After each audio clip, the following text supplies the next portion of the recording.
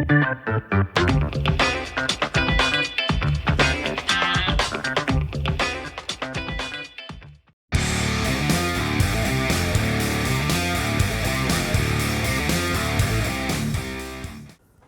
this is John. Thanks for joining me for this video today. In this video, I'll be building this premium Bandai RX-78-4 Gundam G04.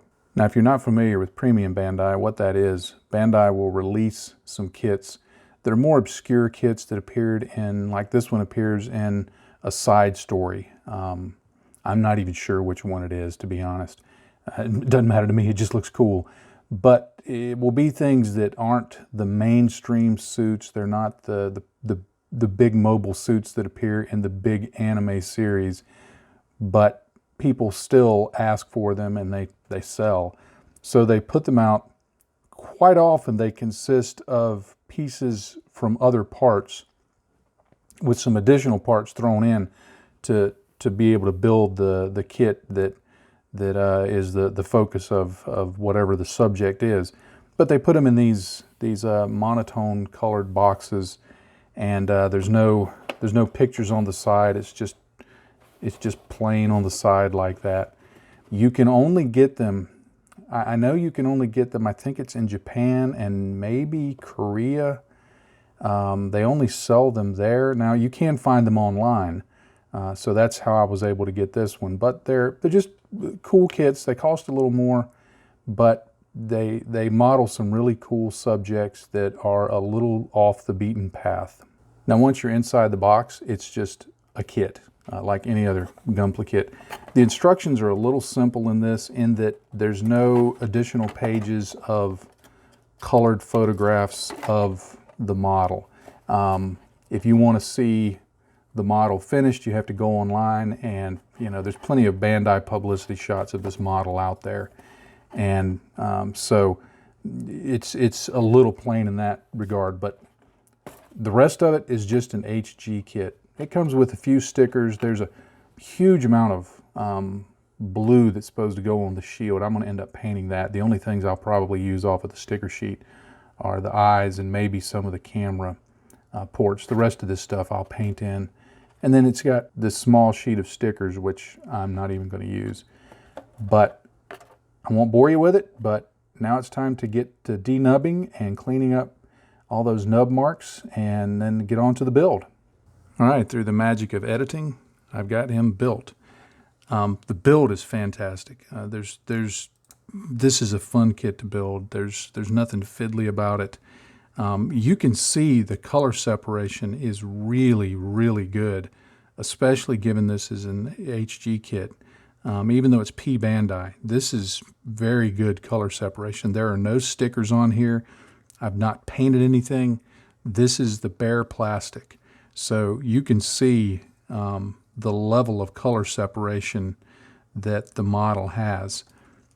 So it's very good. Now, there are a few seam lines to deal with. For the most part, over most of it, there's nothing that you'll need to do. Now, where there is a seam line, and it seems to be the place that Bandai gets them all the time on HG kits, is right there across the head. And you see that running up his ear and over across the top. All right, the next step is to basically get him disassembled and start painting the model and working on those seam lines. All right, everything has been disassembled and painted and sorted out neatly in trays ready for reassembly. For paint, I used Mr. Color Mobile Suit White, Mr. Color Mobile Suit Blue for the blue parts, and Mr. Color 40th Anniversary Graphite Black Metallic. I like this for the black parts because it gives it kind of a steely gray look, and even though I'm going to matte coat it, it will retain that kind of steely gray. It won't have the metallic shine, but this is a really, really nice color, and I've liked using this on every project I've had to apply it on. Now, you may be asking, why would you paint it the exact same color that it already was? And the reason for that, there's a couple of reasons for that. One, I just like painting. I like using my airbrush. But there's a more practical reason. On most parts, when you clip off the nubs. And like I didn't paint this because it's a connecting point. See those stress marks? That white color there? Sometimes when you're clipping off parts, when you're cleaning them up, even if you're really careful, you'll end up with some little white stress marks, especially on darker parts. You don't see it on the white parts, obviously, but on the darker parts, you'll see it. And painting, even when you sand it down and polish it, sometimes those stress marks remain. Painting over it removes the stress marks or covers them up. Another reason is occasionally on pieces of plastic, there will be, I noticed it, this one in particular, there was a casting imperfection, meaning you could see some swirls cast into the plastic on this part. So by painting them, it covered that up. Now, one thing I did not paint were the yellow parts, because so many of these are really tiny, especially the vents that go on the front of the head. I mean, they're just microscopic, and getting those mounted up in some way to paint them was proving to be difficult. And so I got to looking at it, I thought, you know, I'm not going to heavily weather this model, and I don't need for them to be another color, and they'll accept a wash just fine as bare plastic as long as I'm careful. And I realized, you know, I'll just leave those alone and not push the issue. So everything's painted up, ready for assembly. Seam line cleanup was minimal. There were some along the edge of these tanks, and I just put some glue on the join, squeezed it together. That extruded up a little bit of plastic. I sanded that off. They were ready for paint. On the head, the seam line ran across the top because there's a front and a back half, but this face part has to be mounted into the back half, and then the front half goes over it. But then I got to looking at it, and I realized if I just clip off the peg, the mounting peg that's on this front face piece, I can just slide this right up in there. Now, I'm not going to do it quite yet because it's a fairly tight fit, and I still need to get the stickers on the eyes. But that was a simple way to glue the head together, deal with the seam line, and then I could later just slip this face piece in and paint those parts separate, and it worked out pretty well. So I was happy with that solution. All right, with that sorted out, I'm going to build the model and get everything together. All right, he's assembled. I just love the color separation on this model. This is all paint. The only stickers I've put on it are the eyes and the cameras in the head. This is just some insane color separation for an HG kit. And I mean, even up in the chest vent areas, 3 different colors there, the different colors here, down here. It's just amazing, the color separation. I've got to mask off the shield and paint that. I completely forgot to do that. But you can see I've got the gun mounted up back here. Not a real big fan of this bright red wire here, but I don't know that I have a good alternative to that. But for now, I just got it mounted up there on the side of his pack. I actually like, the more I look at it, I actually like this with the big gun off of it, even though the big gun is a feature. If I were keeping this for me, if I weren't going to put this up on eBay, I would clip off that little wire, toss this thing away, and just let him hold the big old gun like it were a standalone gun. But I have the gun that he does have mounted up there on his hand, and so he's looking pretty good. All right, the next step I'm going to do is give him a good gloss coat, and then begin. Boy, it's too early in the morning to be drinking, John. And then begin putting on the decals. All right, I've given the model a gloss coat. I used Future floor polish, or it's now called Pledge. It's an acrylic gloss coat, but any gloss coat will work when you're doing your preparation for panel line washing and decals and things like that. The type of gloss coat matters less than the fact that it is a gloss coat. I just gave it a good coating, so it's nice and smooth and ready for decals. However, I remembered that there were a couple of things I needed to do before doing the decals, and that's a little bit of paint touch-ups. A few places on this model, while the color separation is great, there's a few places that they provide stickers for, and then a few places that there aren't stickers provided for that I think need some color. Stickers are provided for this little shape here on both legs and on the foot, so I want to paint those in. And then there's a few places like here on the legs. I'm gonna guess that those are some kind of thrusters. And then there's a couple of more on the pack. And then there's this here, which, to stick with the rest of the colors, I'm gonna actually paint yellow. And then on the gun, you'll notice that there's this tube going in, this hose going in on this side, and then it continues on this side. So I'm going to need to paint that red just so that it continues, gives a little bit of continuity. There's the thrusters that I mentioned that are on the top of the pack right there. So I'm going to start painting those in. Now when I'm painting these details, I'm using an acrylic paint. For the black parts, I'm actually using Vallejo Black Gray. And all I've done is get some paint in my palette here, and I've got this Wargamer detail brush from the Army Painter, and I'll just go in and very carefully paint these details on the model. And it's going to take a couple of coats because getting paint to stick to the gloss it takes a little bit of work. I actually did this deliberately. I considered painting this before gloss coating, but the reason I wanted to paint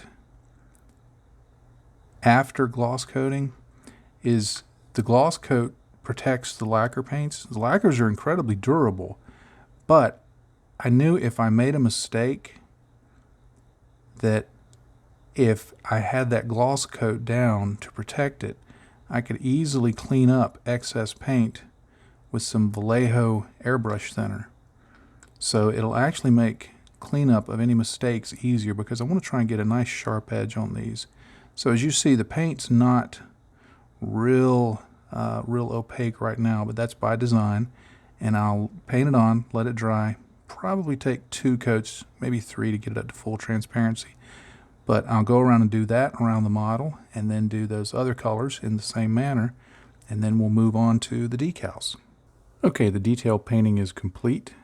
I painted up those color apps there and here, did the vents on the side of the leg right there, and painted in that yellow V right there. And then on the back here they had some additional vents, and I painted those in because I just thought it would look consistent to do so. The one drawback to not painting the yellow is that it took me a while to get even a close match to that. It's a little more orange and a little darker, but I think at a passing glance it will work, so that's what I'm hoping for. Painted in these here and that red hose right there so that it will look consistent and everything will match up.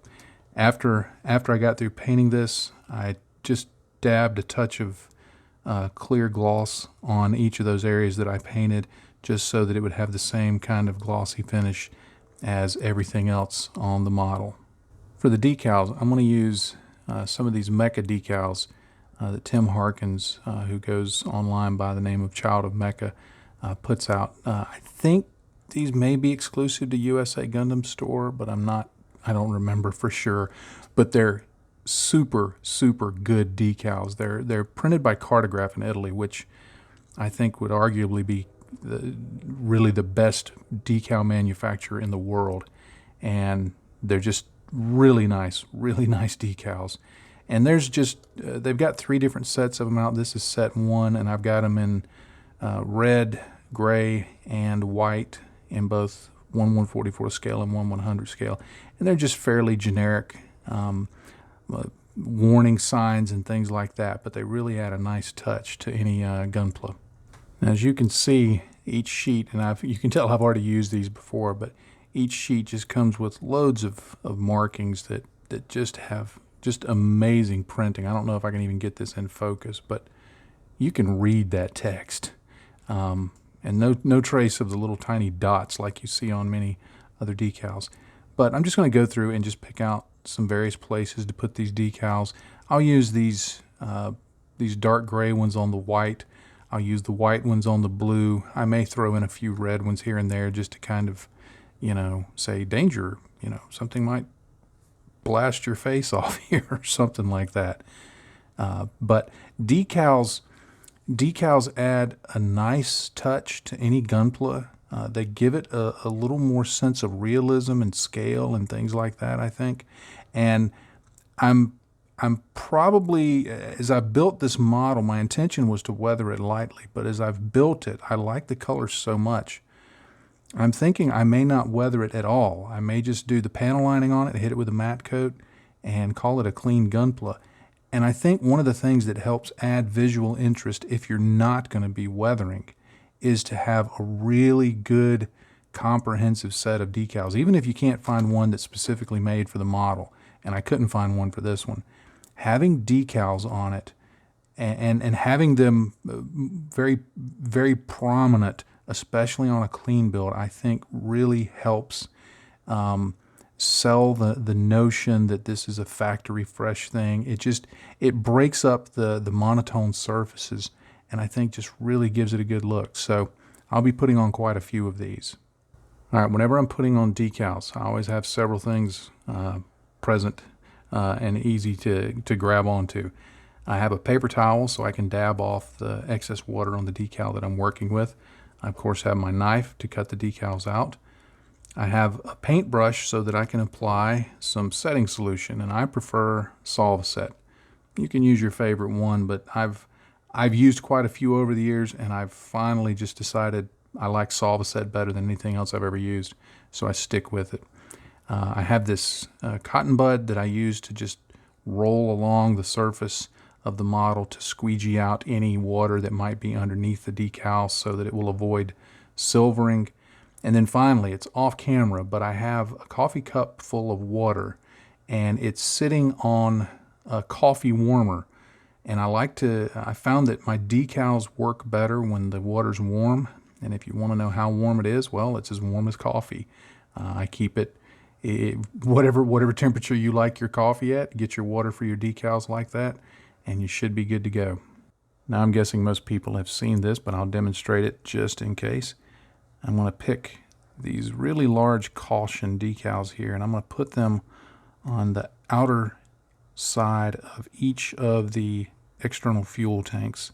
I'm guessing that a tank full of Gundam gas is going to be something you want to be careful of, because I'm figuring it might blow up. But I'll just cut those out. And sometimes I'll cut out decals multiples at a time and then separate them. And every now and then I'll cut them out and just have a strip of them all on one set of backing paper and just put them around the model. One other tool I forgot to mention, tweezers. But I just take my decal and I hold it in my tweezers. One of the benefits of using warm water is that it doesn't take long for the decal to get loose from the backing paper. So the reason I'm doing this in real time is so that you can see that pretty quickly that thing's ready to go. And then I'm just going to take it and I'm going to hold this against the model. Let's see if I can do it on camera. And then just pull that off. I live dangerously. I use my thumb. And to be careful, sometimes your finger can stick to the decal. And then I'm going to just position it with my knife. Again, this is kind of living dangerously. A lot of people prefer to use a brush or something else. I've done this for so long with a knife, I don't even think about it anymore. But I've got the decal on there, and then I'm going to take my cotton bud and roll it along like that.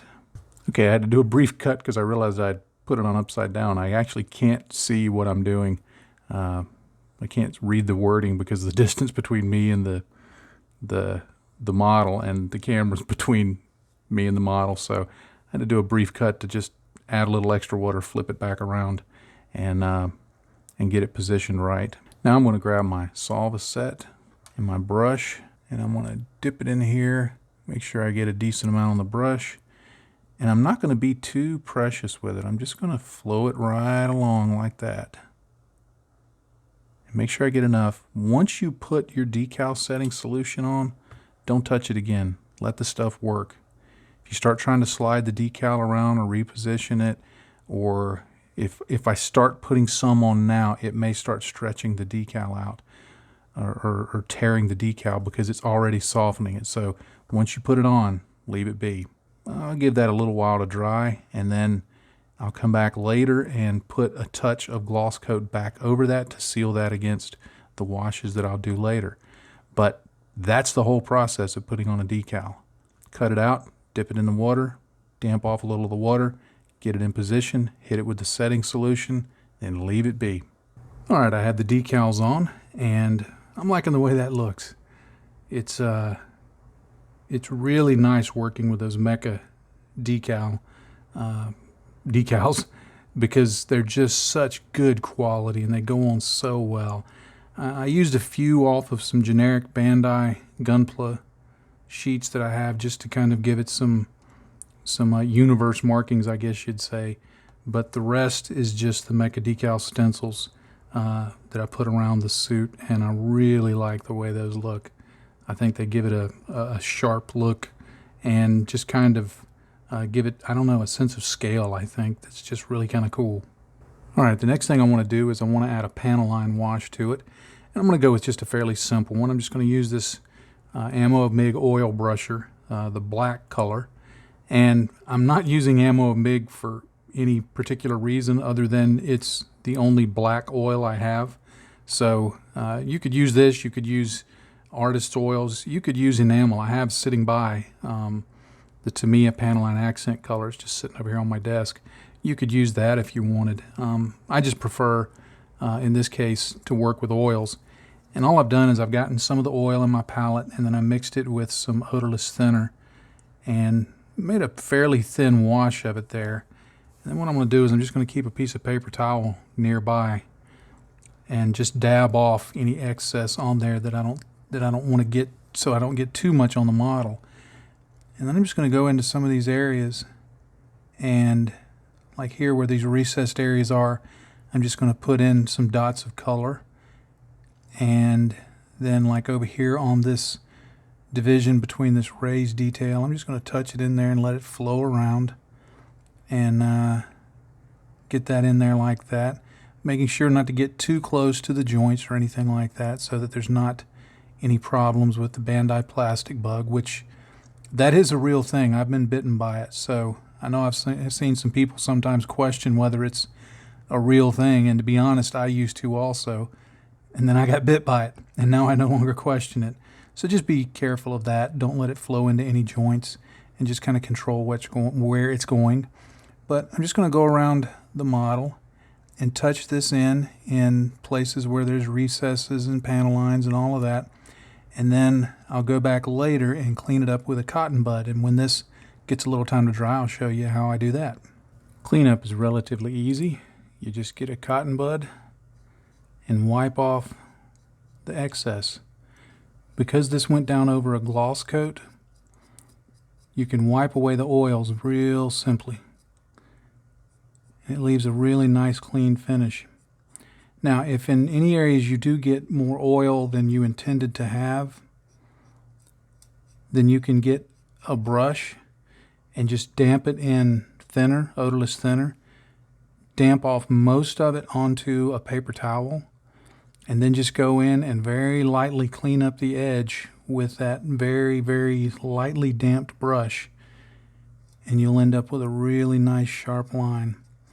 If you're wanting a more weathered look, but you want to use this same technique, you simply just apply a satin finish and then put the oils over it, and when you go to wipe it away, instead of coming off cleanly, it will streak a little bit.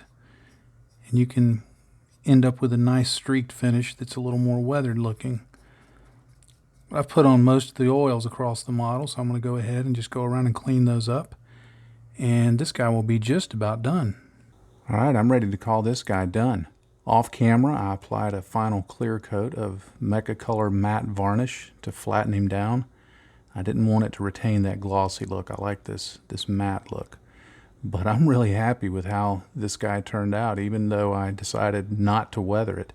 I like this clean look. The color separation on this kit is just so nice. Remember that when it comes to like the yellow, the only yellow that I painted in was this here on the V on the crotch, the two vents on the inner sides of the leg, and there's two vents on the back. The rest of this yellow color, the black color, the blue color, except for the shield, the blue there I had to paint. The rest of this is just the color separation with the kit, which is quite astounding for an HG kit. I mean, to get that kind of color separation down at the knee, for example, or here on the waist, that's just incredible. So this is a really special kit. It's kind of difficult to get because it's P-Bandai, but I would highly recommend, if you can get hold of it, then grab this kit because it is a super fun build. He stands up pretty well on his own, even with that heavy pack. I didn't have to do too much in the way of odd stance to get him to stay up with the pack on there. You can see here his I guess you'd say his sidearm. Normally a sidearm would be a pistol, but I guess when you got that big of a gun strapped to your back, the rifle is your sidearm. But I like how it looks. The only thing I don't really like, and I understand this was part of the anime, or part of the, I don't know that it was in an anime, but however it appeared, maybe in a novel. Anyway, I haven't seen it, but I'm not a real big fan of this red wire here, mainly because it's just a little too stiff in my opinion. I'm not sure what it would have been better to replace it with. Maybe something that just didn't have so much rigidity. I think there's some kind of wire inside there, and I think just maybe some red tubing that would have been softer might have been a little better in my opinion, because it's a little difficult to get it bent up so that you can plug the gun there onto the pack, which I think looks really cool. But that's just a minor nit. As I talked about earlier in the video, the only seams you really have to deal with are along the top of the head here, and of course on the guns and on the tanks. And then I remembered there's one that I completely missed on the back. There's a white part on the other side here that this red hose connects into, and I completely missed that. But oh well, I'm not going back and doing anything about that at this point. As with all things gunpla, I am no good at articulation, at moving these things around. I just spent 15 minutes getting all the little hand parts separated, getting this one on the handle, getting him posed and holding it and not falling over. Just as I thought, this is the first time I've actually posed it with the gun. The rigidity of this red hose really makes it a pain to get the arm held just right and then get his other hand onto the secondary handle. I mean, it looks cool when posed, but yeah, it took a little bit of work to get there. But this gun is the feature of this kit, really, and it does look cool. I mean, the color separation on it, I think it looks so much better not just being either plain white or just kind of a steely color, but these multiple colors and this splash of red right there, I think just really make it stand out. So this is definitely a cool, and it works. I'm just a bit fumble-fingered and impatient when it comes to posing gunpla. Personally, I would rather just glue them in a fixed position and then work on it that way, but it is what it is. You can see here the back and how it looks with these fuel tanks in the backpack, and this is where the red hose pipe, whatever it is, connects in on this side, and it has to run behind the pack, which is a little awkward also. So just note that when you're building this. But you can see, like I said, here's some yellow that I painted on, but the rest of this yellow is just part of the color separation of the model. I think of all the configurations I've played with as I've been sitting here filming this, I like this one the best without the gun on the back, actually. It's a little cleaner look, and I kind of like the way this looks, maybe because it's not as fiddly to mess with. Well, thank you so much for watching this video, especially if you're still here watching at this point. I'm grateful for those of you who hang on to the very end. Thank you very much for doing so. There are links down below for the various social media that I'm on, and of course there's the subscribe button down somewhere over here, or I don't know, it's somewhere. And if you haven't already done so, please click that subscribe button, the little bell icon next to it, so you'll be notified when I have a new video that comes out. And of course, I'd like to thank those who support me on Patreon. Thank you very much for that, for making this possible. And my family and I are very grateful to you. If you're interested in finding out what that's about, there's a link down in the description for that also. And I'll leave you with one final thought. In this hobby, if you're not having fun, you're doing it wrong. Happy day to you, friends. Bye-bye.